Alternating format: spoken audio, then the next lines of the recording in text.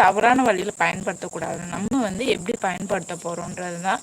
நீங்கள் உங்களுக்கு பிடிச்சிருந்தா ஃபாலோ பண்ணுங்கள். இதில் வந்துட்டு நீங்கள் வந்துட்டு உங்ககிட்ட வந்து நான் டொனேஷனோ இல்லை அடாப்ஷன் இது உங்களுக்கு வந்து டொனேஷனோ டாக்ஸ்க்கு ஃபீட் பண்ணுங்கள், அந்த மாதிரி ஜிபே பண்ணுங்கள், அக்கௌண்ட்டுக்கு ஹெல்ப் பண்ணுங்கள், அந்த மாதிரி நான் கேட்க போகிறதே இல்லை.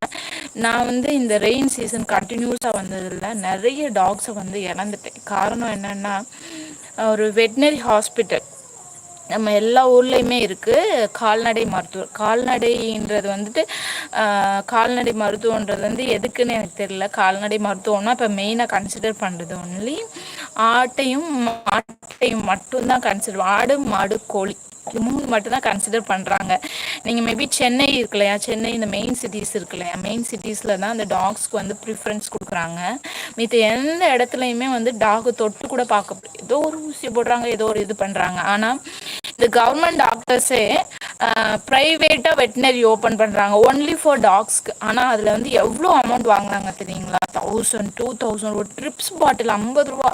அந்த 50 ரூபா பாட்டிலில் 100 ml ஏற்றுறாங்க. 100 ml ஏற்றிட்டு அதுக்கு 700 800 வாங்குறாங்க. நான் உங்களுக்கு நான் பே பண்ணது ஒரு ஷார்ட்ஸ் போட்டு விட்றேன், எவ்வளோ வாங்கியிருக்காங்க, எவ்வளோ ஒவ்வொரு இதுக்கும் எவ்வளோ பே பண்ணுறேன்னு சொல்லிட்டு.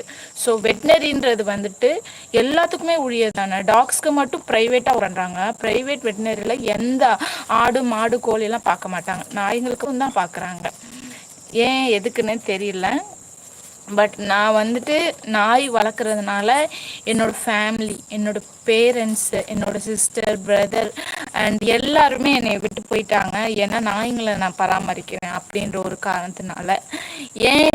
ஏன் நம்ம வந்து மக்கள்ன்றதோட ஏன் ஹியூமன்ஸ் வந்துட்டு நாய் அது ஒரு உயிரினும் இல்லை, அதை ஏன் நம்ம ஒதுக்குறோம்?